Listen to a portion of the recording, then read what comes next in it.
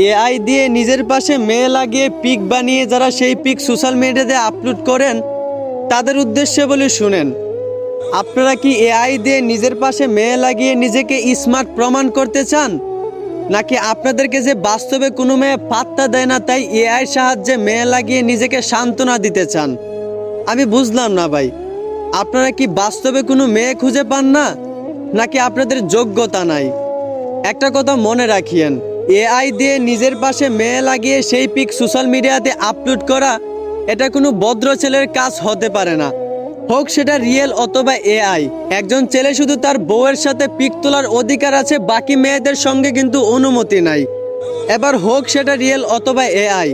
অতএব নিজের ফ্রেমে কোনো মেয়ে রেখে সেই পিক সোশ্যাল মিডিয়াতে আপলোড দিয়ে নিজেকে অভদ্র প্রমাণ করিয়েন না।